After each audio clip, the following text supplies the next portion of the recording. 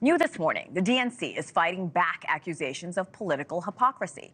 It's about more than $1.5 million in campaign donations being spent on legal fees for President Biden. Now, according to multiple reports, those fees are attached to that special counsel investigation over his handling of classified documents. In recent weeks, the Biden campaign had criticized Donald Trump for using campaign funds to pay his own legal bills. Joining me now, Democratic strategist Jonae Wartel. Jonae, welcome. Good morning. Good morning. So many will see this and call it a case of political hypocrisy. Do you think this is going to be a problem for President Biden? I don't think this will be a problem at all for the president and his campaign. This campaign has always been focused on the issues, ensuring that voters understand the choice that they have in this election. And I think that will continue to be the leading message. I think one thing that's important to understand is the contrast and the context here. Donald Trump has spent over $100 million or has raised nearly $100 million to pay his legal fees for all kinds of bad behavior and law-breaking activities. And so I think it's important to understand that contrast when you look at this particular situation. But this campaign will continue to be about the issues, will continue to be about the accomplishments of the Biden-Harris administration. I don't anticipate anything to change there.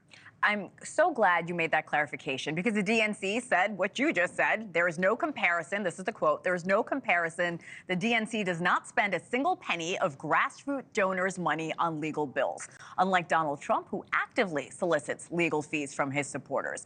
Democrats say it's apples and oranges. You've said the same thing. But do you think the American people will see it that way as well? Well, again, I think that the campaign has done a fantastic job in helping voters to see the contrast here. Donald Trump has repeatedly made headlines on the money that he's raising in these fundraisers, specifically to fund his legal troubles. And so I think voters can really see that, and they can see right through Donald Trump and what he is trying to do. I think the quote that you mentioned a moment ago is really important because the grassroots money that the Biden campaign is raising is going to on-the-ground programs to talk to voters and make sure that they're mobilized in this election. While the campaign, Donald Trump and the Republicans have virtually no campaign presence in places like Georgia where they desperately need to talk to voters in order to win this election. So I think it's really important to highlight that contrast, and I think voters very much understand. Let's look forward. We know the Biden campaign has outraised Trump. Are the attacks on Trump pivotal to securing the funding for Biden? Well, I think this campaign, the Biden campaign, has already shown a tremendous fundraising prowess when you look at the money has been raised to date. And so I think it's really important that they continue with this contrast message. And I think that's going to energize Democratic donors. It's going to energize Democratic voters. And we expect that the president will continue to outraise the former president because the message is stronger. It's clear. The American public is on his side. The contrast is clear.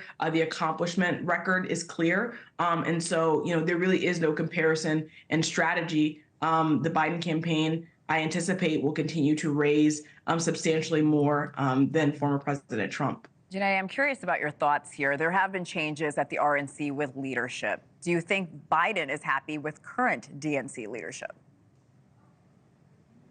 Well, from the beginning of the president's reelection campaign, there's always been a very clear partnership in the DNC in working with the White House and the Biden administration and the campaign. I think what's important is that you have a strong party infrastructure from the top all the way down to state parties and local parties that are doing incredible work to energize voters.